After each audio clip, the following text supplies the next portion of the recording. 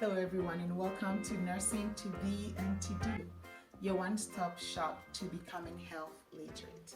My commitment is to break things down in layman's terms so we have a great deal of understanding regarding health literacy and all the big words that the specialists, physicians, nurses, other practitioners use in the healthcare facility.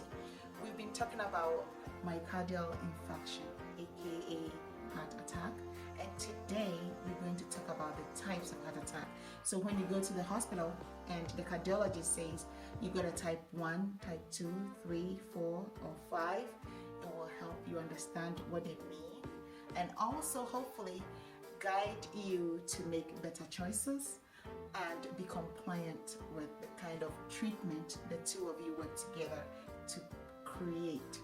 It's important to ask questions when you go to the hospital so that you understand why they're choosing what kind of treatment for you or what type for you. And you can also factor in your preferences if there are, in situations where you can do that. It's important to speak up when you go.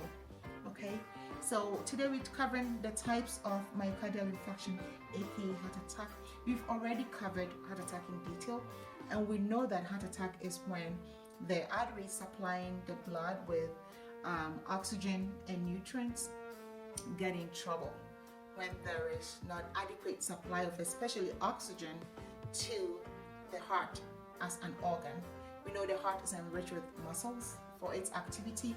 The main activity of the heart is contracting and relaxing to help pump blood to the rest of the body. And as an organ, it needs to be fed by vessels. And when these arteries, which we call blood vessels feeding the heart, get blockages or in trouble, that's what brings a heart attack, right? We have that basic understanding.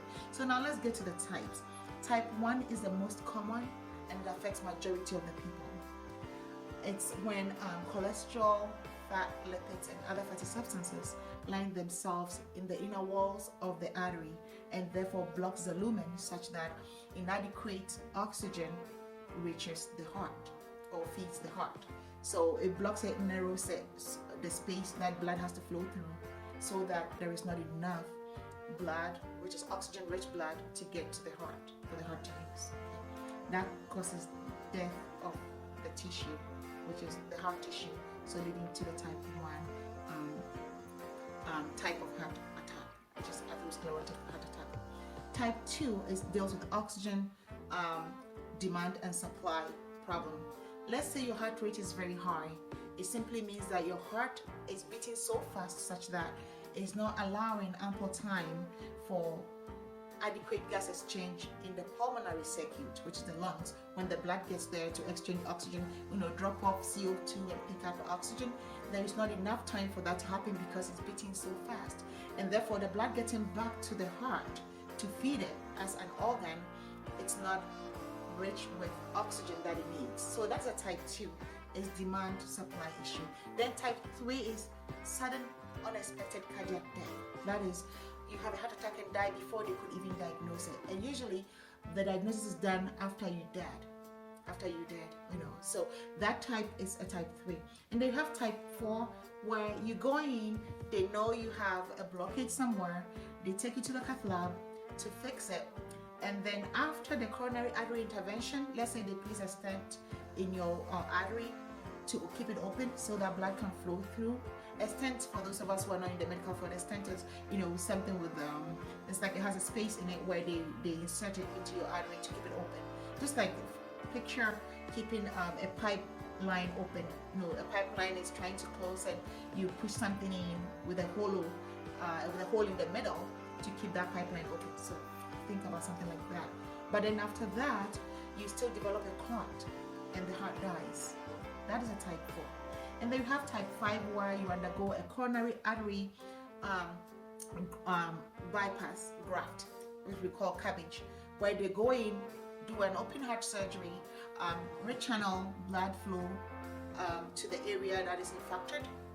They're going to create a different line, let's say a different pipeline for blood to flow through. They bypass where the vessel is blocked, causing dead tissue. They bypass that, create a new one where it's detailed, but they create a new one to connect so that that area could be fed with oxygen rich blood. But then again, it dies. That area dies. That's a type 5. Okay, so know your types. If you go in and say you have a type 1, 2, 3, 4, and 5, that's what it means. But better still, try not to get a myocardial infarction. Let's try and change our lifestyle. You know, if you need a cholesterol reducing medication, go ahead, ask for it. Decrease the exercise. Let's do things to prevent us from getting these diseases. Because once there are any interventions, it doesn't get back to normal. It doesn't get back to how God created it. So let's try to stay away from such procedures. Thank you for watching. God bless you.